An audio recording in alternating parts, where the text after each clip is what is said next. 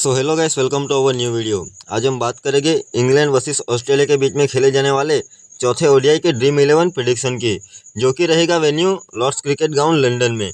तो वीडियो में आगे बढ़े उससे पहले अगर यूट्यूब चैनल पे नहीं आए हो तो यूट्यूब चैनल को सब्सक्राइब करके बेल आइकन को प्रेस करना मत भूलिएगा, ताकि आने वाली वीडियो की नोटिफिकेशन आपके पास जल्द से जल्द आ जाए। और हमारे टेलीग्राम चैनल पे भी जुड़ना मत भूलिएगा, क्योंकि आफ्टर टॉस बहुत सी इंपॉर्टेंट न्यूज़ आती है, वो मैं टेलीग्राम पे ही शेयर करता हूँ और मैं अपनी फाइनल टीम भी टेलीग्राम पे ही शेयर करता हूँ। लेकिन मैं भी कभी भी सजेशन नहीं दूंगा कि आप मेरी टीम कॉपी करके ही खेलो, आप अपनी टीम खुद ही बनाना। लेकिन न्यूज़ के लिए आप टेलीग्राम पे जुड़ना मत भूलिएगा। लिंक डिस्क्रिप्शन में दी है, लिंक पे क्लिक करते ही डायरेक्ट आप हमारी टेलीग्राम चैनल पे चले जाओगे, वहाँ से ज्वाइन कर लेना, ठीक है।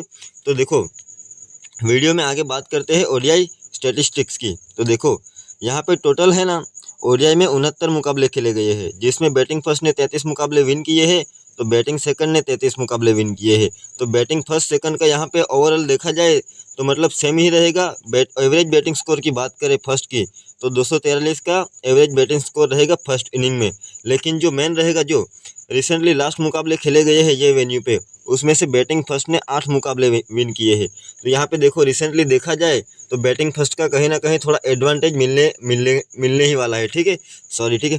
तो देखो, यहाँ पे स्कोरिंग पैटर्न की बात करें तो देखो, 200 से नीचे यहाँ पे अभी तक 14 बार बना है, 200 से 250 के बीच में 23 बार बना है, 250 से 300 के बीच में 22 और 300 के प्लस यहाँ पे 10 बार बना है। तो यहाँ पे देखो, एवरेज स्कोर है ना, 250 से 300 के बीच में मान के चल सकते हो, 260-70 रन की एक्सपेक्टेशन कर सकते हैं, क्योंकि यहाँ पे दोनों ही स्ट्रॉन्ग टीम खेलने वाली है। तो यहाँ पे एक अच्छी खासी स्कोरिंग देखने को मिल सकती है। और देखो, पिच रिपोर्ट का मैं आपको बता दूं, यहाँ पे है ना, थोड़ा स्टार्टिंग में थोड़ा इनिशियल मूवमेंट रह सकता है, जैसे कि टिपिकली इंग्लैंड की पिचेस रहती है। जैसे जैसे मैच प्रोग्रेस करेगा वैसे वैसे बैटिंग के लिए सरफेस बेटर होता चला जाएगा। लेकिन जो स्पिनर्स रहेगा, उसके जो क्वालिटी स्पिनर रहेगा, वो भी इस गेम में रहने ही वाले हैं। वो हम जो अभी जो रिसेंट मैचेस को स्टडी करेंगे तो वहाँ पे हमको वो पता चल ही जाएगा कि विकेट किसको कितनी ज़्यादा मिली है, ठीक है। तो देखो, रिसेंटली यहाँ पे अभी 3 मुकाबले खेले गए हैं 2021 से, जिसमें देखो यहाँ पे 247 रन बने, यहाँ पे 246 और यहाँ पे 311। तो वही मान के चलो 260-70 का एवरेज स्कोर मान के चलो। और देखो, तीनों मुकाबले में अभी तक एक में भी चेस नहीं हुआ है, ठीक है। और देखो, यहाँ पे अच्छी खासी विकेट गई है, यहाँ पे भी दोनों इनिंग मिला के 20 विकेट गई, यहाँ पे 20 और यहाँ पे 19। तो यहाँ पे देखो, अच्छी खासी विकेट भी जा रही है, ठीक है। तो यहाँ पे पेसर्स और बैटर्स और बॉलर्स दोनों गेम में रहने वाले हैं, ठीक है।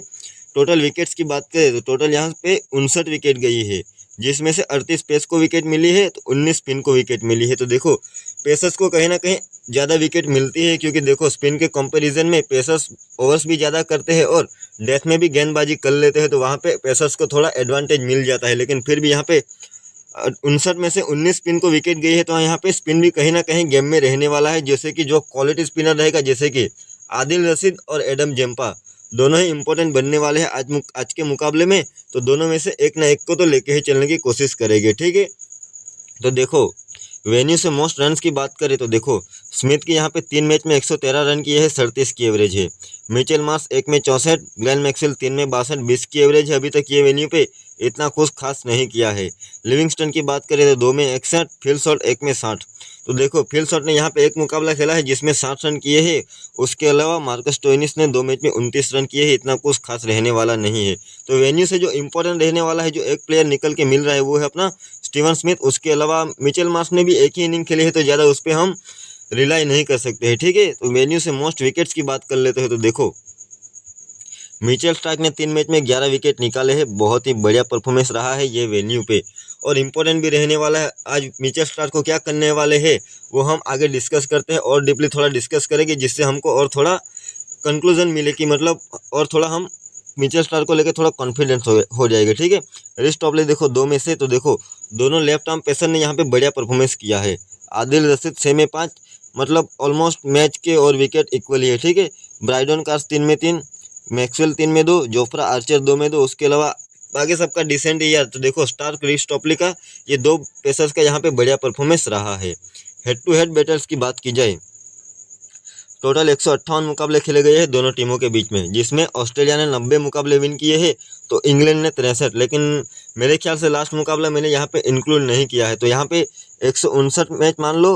तो देखो, 159 मैच में से ऑस्ट्रेलिया ने 90 मैच विन किए हैं और इंग्लैंड ने 64 मुकाबले विन किए हैं और 3 नो रिजल्ट रहे हैं। ठीक है, तो यहाँ से देखो ऑस्ट्रेलिया का क्लियर एडवांटेज है, लेकिन फिर भी इंग्लैंड अपने होम वेन्यू पे खेलने वाला है, तो कहीं ना कहीं एडवांटेज लेने की कोशिश करेगा ही। और अगर इंग्लैंड की टीम को ये सीरीज में बने रहना है तो ये मुकाबला मस्ट है विन करना ही पड़ेगा। ठीक है, ऑस्ट्रेलिया के लिए अभी एक ही मुकाबला है सीरीज विन करने के लिए। अगर ये मुकाबला विन कर लेती है ऑस्ट्रेलिया तो फिर सीरीज अपना नाम कर लेगी। ठीक है, तो देखो अभी बात कर लेते हैं हेड टू हेड से मोस्ट रन्स की। तो इसका मैं बता दूं आपको, ये मैंने है ना सीरीज चालू होने से पहले लिखा था, और अभी अभी के जो 3 मुकाबले हुए हैं वो मैंने नीचे रिसेंट फॉर्म में डिस्कस करके ही रखे हैं, तो वो भी हेड टू हेड में ही इंक्लूड होने वाला है। ठीक है, लेकिन हम सीरीज चालू होने से पहले वाले का ही थोड़ा देख के चलते हैं। तो देखो ट्रेविस हेड ने 14 में 646 रन किए हैं। अगर खेलता है तो आपके लिए मस्ट भी बनने वाला है, 49 की एवरेज है।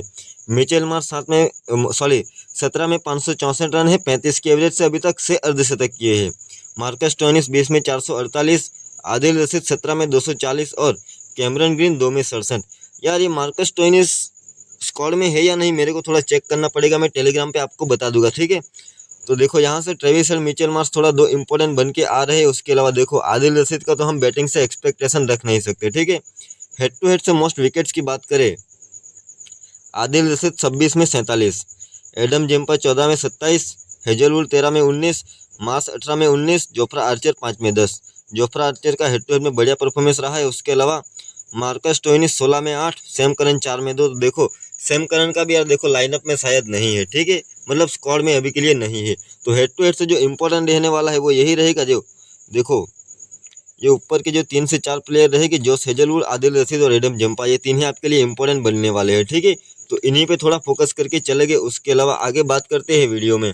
तो देखो इंग्लैंड के रोल प्लस सीजन फॉर्म की बात करें तो देखो ये हमने पहले 3 मुकाबले में डिस्कस करके ही रखा है, तो अभी बात करने का ज़्यादा कोई मतलब है नहीं। तो आप जिसका भी अगर कोई नया प्लेयर आता है तो उसका रीड करके चल सकते हो, इतना ज़्यादा इंपॉर्टेंट अभी ये नहीं रहने वाला है। ठीक है, इंग्लैंड के प्लेयर्स के ओडीआई स्टेट्स की बात कर लेते हैं। तो देखो यहाँ पे आप एवरेज कंपैरिजन कर सकते हो, जैसे कि देखो फिल सॉल्ट के 36 की एवरेज है, तो मान के चलो मतलब डिसेंट ही, ओडीआई के अकॉर्डिंग थोड़ा डिसेंट ही मान के चल सकते हो। लेकिन अभी रिसेंट फॉर्म फिल सॉल्ट का खराब है, लेकिन मैं आपको एज ए एग्जाम्पल बता रहा हूँ कि आपको रीड कैसे करना है। ठीक है, अगर आपको हैरी ब्रूक का रीड करना है तो देखो 15 मैच में 407 रन है, 29 की एवरेज है, 3 अर्धशतक किए हैं। तो देखो बेन डकेट 11 में 395, 39 की एवरेज है, 1 शतक है, 3 अर्धशतक है अपने ओडीआई करियर में। तो ऐसे देखो हैरी ब्रूक और बेन डकेट में से किसकी एवरेज बढ़िया है, तो बेन डकेट की एवरेज बढ़िया निकल के आ रही है। तो इसका मतलब है कि बेन डकेट मैक्सिमम टाइम आपको परफॉर्मेंस करके देगा ही देगा। लेकिन हैरी ब्रूक भी कोई ख़राब प्लेयर नहीं है, बहुत ही कंसिस्टेंट प्लेयर है, टेक्निकली साउंड प्लेयर है। ठीक है, तो वो तो हम आगे डिस्कस करने ही वाले हैं, लेकिन मैंने आपको एग्जाम्पल के तौर पे कैसे रीड करना है वो मैंने आपको बता दिया, और कंपैरिजन करना है कैसे वो मैंने आपको बता दिया। तो देखो कभी भी आप अगर फुल स्टेट्स पढ़ रहे हो तो एवरेज पे ज़्यादा फोकस करो, ना कि रन्स पे। ठीक है, तो देखो इंग्लैंड के प्रोबेबल प्लेइंग 11 की बात कर लेते हैं। फिल सॉल्ट की बात करें, कुछ अभी तक कुछ खास किया नहीं, बहुत ही खराब फॉर्म में चल रहा है। ठीक है, उसके अलावा बात करते हैं बेन डकेट की। 95, 32 और 8 लास्ट मुकाबले में थोड़ा फ्लॉप गया था, लेकिन फिर भी हम आज के मुकाबले में भी बेन डकेट को बैक करने की कोशिश करेंगे। विल जैक्स की बात करें तो 62+0, यहाँ पे 0-0 2 अंडे दिए थे और यहाँ पे 84 रन प्लस 1 विकेट निकाली थी। तो लास्ट मैच में बढ़िया परफॉर्मेंस करके आ रहा है विल जैक्स। हैरी ब्रूक की बात करें तो यहाँ पे 39-4 और 110 नाबाद, बहुत ही बढ़िया पारी खेली थी। हैरी ब्रूक आज के मुकाबले में भी इंपॉर्टेंट बनने वाला है और इंग्लैंड की टीम से कप्तानी भी कर रहा है। ठीक है, जेमी स्मिथ की बात करें 23, 49 और 7 बढ़िया परफॉर्मेंस किया है। और देखो आज के मुकाबले में अगर इंग्लैंड की टीम बैटिंग फर्स्ट करती है तो फिर तो हमको जेमी स्मिथ के साथ जाना ही पड़ेगा। लेकिन देखो सामने की टीम से, ऑस्ट्रेलिया की टीम से एलेक्स कैरी ने भी लास्ट के 2 मुकाबलों में बढ़िया परफॉर्मेंस किया है, तो वो हम टीम मेकिंग के टाइम पे थोड़ा डिस्कस कर लेंगे। ठीक है, अभी बात करने का कोई मतलब है नहीं, तो अभी फॉर्म ही देख के चलो, मतलब स्कोरिंग देख के चलो। ठीक है, लिविंगस्टन की बात करें 13+1, 0+0, इसने भी 2 अंडे दिए थे और यहाँ पे 33 नाबाद प्लस 1 विकेट निकाले थी। तो लास्ट मैच में बढ़िया लग रहा था लिविंगस्टन, आज के मुकाबले में भी बढ़िया परफॉर्मेंस कर सकता है। ठीक है, तो यार देखो पीछे थोड़ा नॉइस का बैकग्राउंड, मतलब नॉइस थोड़ी आ रही होगी, तो उसको थोड़ा मैनेज करके चलना, क्योंकि अभी मैं सुबह में रिकॉर्डिंग कर रहा हूँ तो थोड़ी दिक्कत आ सकती है। ठीक है, जैकब बेथेल की बात करते हैं। देखो 35+1, 25+2, 1 विकेट। और देखो अगर लास्ट मैच में भी बल्लेबाजी मिलती तो स्कोरिंग तो करके ही जाना था, ठीक है। तो जैकब बेथल भी आपके लिए इंपॉर्टेंट बनने ही वाला है। देखो यहाँ पे स्पिन इतना ज़्यादा गेम में नहीं आने वाला है, लेकिन फिर भी बैटिंग बॉलिंग दोनों से काम कर सकता है, तो फिर हमारे लिए इंपॉर्टेंट बन ही जाता है। ब्राइडन कार्स की बात करें तो 0, 26+3, 1 विकेट, डिसेंट ही, इतना कुछ खास है नहीं। जोफ्रा आर्चर आपके लिए इंपॉर्टेंट बनने ही वाला है। अगर विकेट ना भी ले तो भी आपके लिए जोफ्रा आर्चर तो इंपॉर्टेंट बन ही जाता है, ठीक है। मैथ्यू पॉट्स ने भी डिसेंट सा परफॉर्मेंस किया है। उसके अलावा आदिल रशीद यहाँ पे देखो ये सीरीज में इतना कुछ खास नहीं कर पाया है, लेकिन फिर भी अगर आज के मुकाबले में भी आपको एज ए थोड़ा रिस्क लेना हो एज ए प्लेयर तो आप ट्राई कर सकते हो। मैं आपको इतना ज़्यादा मतलब ये नहीं बोल सकता कि चलेगा ही चलेगा, क्योंकि वेन्यू का थोड़ा कंसर्न रहने वाला है और फॉर्म भी इतना कुछ खास नहीं है।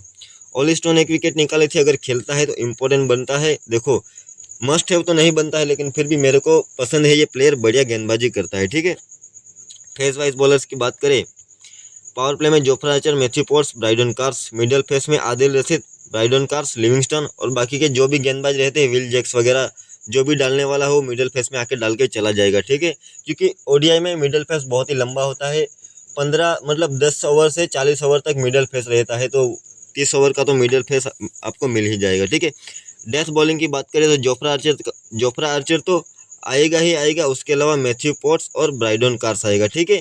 तो ऐसे देखो अगर इंग्लैंड की टीम पहले गेंदबाजी करती है तो फिर ये इंपॉर्टेंट बन जाता है, लेकिन अगर बैटिंग सेकंड करती है और सॉरी वो बॉलिंग सेकंड करती है तो फिर इतना ज़्यादा इंपॉर्टेंट नहीं बनता है, ठीक है। तो वो थोड़ा देख के चलेंगे। उसके अलावा ऑस्ट्रेलिया के रोल प्लस रिसेंट फॉर्म की बात करें तो देखो ये भी हमने पूरे डिस्कस करके ही रखे, ठीक है। पहले 3 मुकाबले हमने कवर किए ही, पहले 3 नहीं शायद एक ही मुकाबला कवर किया। पहले 2 मुकाबलों में वीडियो अपलोड नहीं हो पाई थी, तो जिसका भी रीड करना चाहो आप अपने अकॉर्डिंग रीड करके चल सकते हो। अगर कोई नया प्लेयर खेलता है जैसे कि जैक फ्रेशर मैकगर अगर खेलता है तो उसका रीड करके चल सकते हो। 41 और 10 है, ठीक है। उसके अलावा तो और कोई खेलेगा नहीं, सबने खेल के ही रखा है। कूपर कनोली का इतना कुछ खास है नहीं और मेरे ख्याल से इंपॉर्टेंट नहीं बनेगा, ठीक है। तो देखो ऑस्ट्रेलिया के फुल स्टेट्स की बात करें, ये फुल स्टेट्स है, ठीक है, ये रिसेंट फॉर्म नहीं है, फुल स्टेट्स है। तो जिसका भी रीड करना चाहो आप अपने अपने अकॉर्डिंग रीड करके चल सकते हो। देखो यहाँ पे भी आपको एवरेज कंपैरिजन ही करना है, तो आपको अगर एवरेज किसी की रीड करनी है तो देखो स्टीवन स्मिथ और ट्रेविस हेड दोनों की 40+ की एवरेज है। उसके अलावा बाकी सबकी अंडर 40 है, लेकिन देखो इंग्लैंड के प्लेयर्स है तो बढ़िया ही है, ठीक है। तो देखो जो इंपॉर्टेंट रहेगा वो हम बात करने वाले हैं ऑस्ट्रेलिया के probable playing 11 plus recent form की। तो देखो मैथ्यू सॉल का बहुत ही खराब फॉर्म चल रहा है, इतना कुछ खास नहीं है।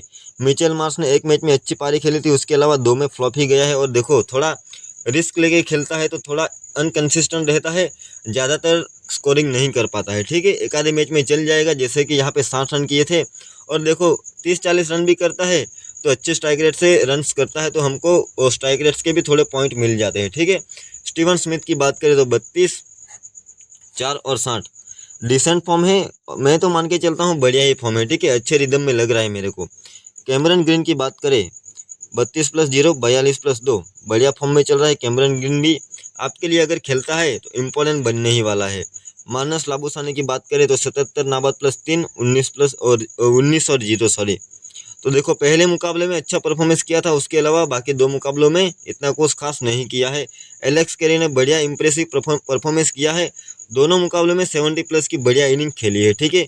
ग्लेन मैक्सवेल की बात करें तो यहाँ पे 7+2 विकेट और यहाँ पे 30+0। तो देखो ग्लेन मैक्सवेल भी आपके लिए इंपॉर्टेंट बनने ही वाला है, क्योंकि देखो कुछ ओवर भी आपको निकाल के देगा और बल्लेबाजी से भी बढ़िया परफॉर्मेंस कर ही सकता है। एरन हार्डी 0 विकेट यहाँ पे 23+2 और यहाँ पे 44+0। फिर भी मैं मान के चलता हूँ कि यार देखो एरन हार्डी अगर बल्लेबाजी थोड़ा ऊपर करता होता तो थोड़ा और ज़्यादा सेफ बन जाता, लेकिन यहाँ पे बैटिंग ऑर्डर बहुत ही नीचे है और आपको गेंदबाजी से इतनी ज़्यादा एक्सपेक्टेशन नहीं रख सकते हैं, क्योंकि देखो एरन हार्डी है ना ज़्यादातर गेंदबाजी पावर प्ले में करता है, नई गेंद से गेंदबाजी करता है। लेकिन यहाँ पे जो ऑस्ट्रेलिया के 3 फ्रंटलाइन गेंदबाज है जैसे कि मिचेल स्टार्क, जॉस हेजलवुड और शॉन एबर्ट, तो ये तीनों के बाद ही एरन हार्डी का गेंदबाजी मिलती है, तब तक गेंद पुरानी हो जाती है।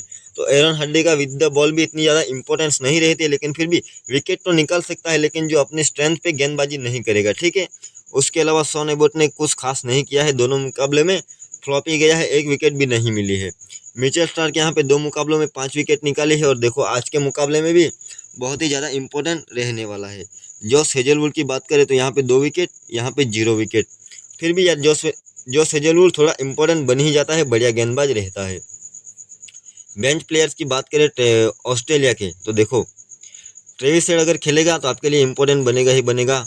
एडम जेम्पा भी खेलेगा तो इंपॉर्टेंट बनेगा ही बनेगा, क्योंकि यार देखो लास्ट मुकाबले में अगर एडम जेम्पा खेल रहा होता तो मैच का रिजल्ट कुछ और होता, क्योंकि देखो ऑस्ट्रेलिया की टीम मिडल फेस में गेंदबाजी में स्पेशली बहुत ही ज़्यादा स्ट्रगल कर रहे थे। जब विल जैक्स और अपना हैरी ब्रूक खेल रहे थे तो मिडल फेस में एक अच्छा स्पिनर नहीं था ऑस्ट्रेलिया के पास। तो अगर ऑस्ट्रेलिया को ये सीरीज अपने नाम करनी है आज के मुकाबले में ही, तो मेरे ख्याल से एडम जेम्पा को तो लाना ही चाहिए और टीम चाहे तो ट्रेविस हेड को भी लेके आ जाए तो अच्छा ही रहेगा in place of Matthew Short. ठीक है, तो वो चेंजेस हो सकते हैं, तो वो हम टेलीग्राम पे आफ्टर टॉस डिस्कस कर लेंगे। ऑस्ट्रेलिया के फेस वाइज बॉलर्स की बात की जाए, मिचेल स्टार्क, जॉस हेजलवुड और शॉन एबॉट पावर प्ले में गेंदबाजी करेंगे। मिडल में कैमरन ग्रीन, एरन हार्डी, ग्लेन मैक्सवेल और एडम जेम्पा वगैरह जो भी गेंदबाज रहेगा वो आ जाएगा अपने मिडल फेस में। और डेथ में मिचेल स्टार्क, शॉन एबॉट और जॉस हेजलवुड। ठीक है, तो ये रहेगा ऑस्ट्रेलिया का फेस वाइज बॉलिंग लाइनअप। तो चलिए हम चलते हैं अपनी टीम मेकिंग के लिए।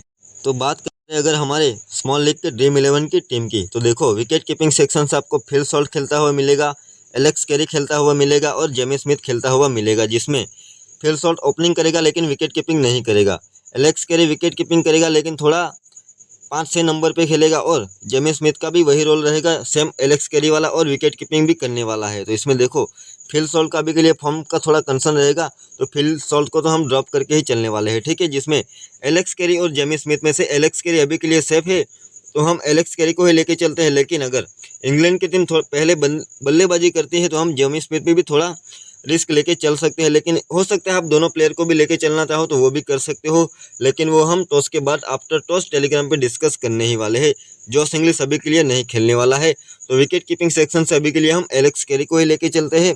बल्लेबाजी से बात करें तो यार देखो अगर ट्रेविस हेड खेलता है तो आपके लिए मस्ट हैवी बनने वाला है। ठीक है, मस्ट हैवी बनेगा आपके लिए ट्रेविस हेड। उसके अलावा देखो स्मिथ तो आपके लिए इंपॉर्टेंट बनने ही वाला है, क्योंकि यार देखो लास्ट मैच में बढ़िया परफॉर्मेंस करके आ रहा है और ये वेन्यू पे भी बढ़िया परफॉर्मेंस किया है। तो ठीक है, स्टीवन स्मिथ आपके लिए इंपॉर्टेंट बनेगा।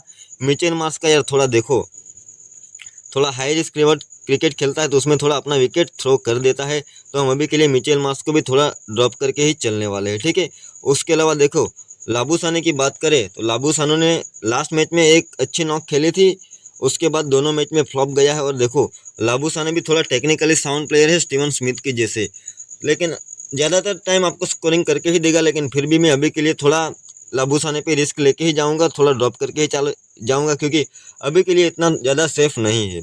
बेन डकेट की बात करें तो आपके लिए इंपॉर्टेंट बनेगा ही, क्योंकि यार देखो फॉर्म बढ़िया है, पहले 2 मुकाबले में बढ़िया परफॉर्मेंस किया था, लास्ट मैच में थोड़ा फ्लॉप गया था, लेकिन फिर भी हम बेन डकेट को लेके ही चले गए। हैरी ब्रूक को भी लेके ही चले गए, क्योंकि देखो बढ़िया परफॉर्मेंस किया था लास्ट मैच में, बढ़िया शतक करके आ रहा है और थोड़ा टेक्निकली साउंड प्लेयर है यार, आपको थोड़ा अच्छी स्कोरिंग करके दे सकता है। उसके अलावा जैक फ्रेजर मैकगर खेलेगा नहीं, अगर खेलता भी है तो स्मॉल लीग में इतना ज़्यादा इंपॉर्टेंट नहीं बनेगा, लेकिन आप जीएल में डायरेक्ट कप्तान करके भी चल सकते हो, इतना बढ़िया बल्लेबाज है। ठीक है, थोड़ा हाई रिस्क क्रिकेट खेलता है तो उसमें अपना विकेट थ्रो कर देता है, तो स्मॉल लीग में इतना ज़्यादा सेफ नहीं बनता है।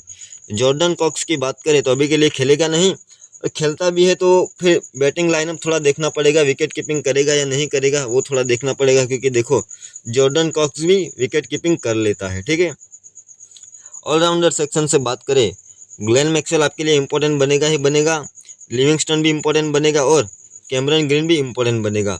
तो देखो विल जैक्स अभी के लिए थोड़ा सेफ हो रहा है, लेकिन हम विल जैक्स के ऊपर बॉलिंग सेक्शन में जाने के बाद आएंगे विल जैक्स को लेंगे कि नहीं लेंगे। ठीक है, क्योंकि यार देखो कभी परफॉर्मेंस आता है कभी परफॉर्मेंस नहीं आता है, थोड़ा अनकंसिस्टेंट रह रहा है, तो उसके लिए थोड़ा कंसर्न हो रहा है विल जैक्स को लेने के लिए। लेकिन अगर टीम में जगह बनेगी तो हम लेने की पूरी कोशिश करने वाले हैं। ठीक है, मैथ्यू शॉट की बात करें तो यार देखो परफॉर्मेंस अभी तक कुछ खास आया नहीं है, और देखो बॉलिंग से भी ज़्यादा एक्सपेक्टेशन नहीं कर सकते, और अगर खेलता भी है तो स्टार्टिंग में थोड़ा बॉलर्स को थोड़ा हेल्प मिल सकता है, तो उसमें थोड़ा अपना विकेट थ्रो कर सकता है और फॉर्म का कंसर्न रहेगा, तो अभी के लिए हम मैथ्यू शॉट को भी लेके ही चले गए। और एरन हार्डी की बात करें, एरन हार्डी भी इतना ज़्यादा इंपॉर्टेंट नहीं बनेगा, ठीक है, क्योंकि यार देखो बैटिंग ऑर्डर बहुत ही नीचे है और देखो बॉलिंग भी अपने स्ट्रेंथ पे नहीं कर रहा है, तो इसके लिए हम एरन हार्डी को भी अभी के लिए ड्रॉप करके ही चलने वाले हैं। जैकब बेथेल की बात करें तो जैकब बेथेल ने लास्ट यार तीनों मैच में बढ़िया परफॉर्मेंस आपको करके ही दिया है, ठीक है, तो अगर आपको लेना है तो आप ले सकते हो, लेकिन अभी हम पहले बॉलिंग सेक्शन में जाते हैं, उसके बाद जैकब बेथेल पे आएगी, ठीक है। बॉलिंग सेक्शन से बात करें तो मिचेल स्टार्क तो आपके लिए इम्पोर्टेंट रहने ही वाला है। अगर मिचेल स्टार्क आपको कॉल करके बताए कि आज मैं परफॉर्मेंस नहीं करने वाला हूँ, फिर भी आपको मिचेल स्टार्क को लेना है, मतलब लेना है, किसी भी हाल में लेना है। आपके टीम में मिचेल स्टार्क के बिना आपकी स्मॉल लीग की टीम नहीं बन सकती आज के मुकाबले में, ठीक है। आदिल रशीद अगर खेलता मतलब खेलेगा है, लेकिन आदिल रशीद अभी के लिए इतना सेफ नहीं है, तो हम आदिल रशीद को भी अभी के लिए थोड़ा ड्रॉप करके ही चलेंगे। जोफ्रा आर्चर आपके लिए मस्ट हैव रहने चाहिए। तो ये देखो बॉलिंग सेक्शन से ये दो प्लेयर तो आपके लिए चाहिए ही चाहिए। उसके बाद अगर देखो मैं जोश हेजलवुड के साथ भी जाना चाहूँगा, क्योंकि यार देखो बढ़िया गेंदबाज है, अभी तक इतना कुछ खास परफॉर्मेंस नहीं किया है, मतलब अपनी एबिलिटी पे परफॉर्मेंस नहीं किया है, लेकिन आज के मुकाबले में अच्छा परफॉर्मेंस मतलब सॉरी अच्छा परफॉर्मेंस आ सकता है, तो वो थोड़ा देख के ही चलना पड़ेगा, ठीक है। उसके बाद देखो ड्वार्सियस अभी खेलेगा नहीं, इंजर्ड है। शॉन एबॉट की बात करें तो एबॉट भी यार देखो अभी है ना रिसेंट फॉर्म बढ़िया नहीं चल रहा है, तो हम एबॉट को भी ड्रॉप करके ही चलते हैं। उसके अलावा जो भी अगर ब्राइडन कार्स भी यार देखो पहले गेंदबाजी में इंपॉर्टेंट बनेगा, अगर सेकंड गेंदबाजी करती है तो फिर इतना ज़्यादा इंपॉर्टेंट नहीं बनेगा। मैथ्यू पॉट्स का भी सेम वही रहेगा, स्मॉल लीग के लिए इतना ज़्यादा इंपॉर्टेंट नहीं रहेगी। तो यार देखो अभी के लिए है ना मैं है ना विल जैक्स के साथ जाऊंगा, थोड़ा सेफ रहेगा इसीलिए, लेकिन आप जैकब बेथेल को भी ट्राई कर सकते हो, ठीक है। देखो ये हमारी टीम है, जिसमें कप्तानी वाइस कप्तानी की बात करें तो कप्तानी अभी के लिए कैमरन ग्रीन को करके वाइस कप्तानी मिचेल स्टार्को की है, जो मैंने पिछले मुकाबले में भी किया था। लेकिन अगर आपको थोड़ा रिस्क लेना है तो फिर देखो स्टीवन स्मिथ भी एक ऑप्शन बनेगा, वेन्यू पे बढ़िया परफॉर्मेंस करके आ रहा है, ठीक है। उसके अलावा जोफ्रा आर्चर अगर इंग्लैंड की टीम पहले गेंदबाजी करती है तो ले सकते हो, देखो लेकिन ये पिच पे थोड़ा सेकंड बॉलिंग में भी हेल्प मिलता है पेसर्स को, तो वो भी थोड़ा देख के चलना पड़ेगा, ठीक है। तो वो सब हम आफ्टर टॉस टेलीग्राम पे डिस्कस कर ही लेंगे। तो वीडियो अगर अच्छा लगा तो वीडियो को लाइक करके शेयर करके सब्सक्राइब करके बेल आइकन को प्रेस करना मत भूलिएगा। तो thank you for watching video, मिलते हैं अगले नेक्स्ट वीडियो में।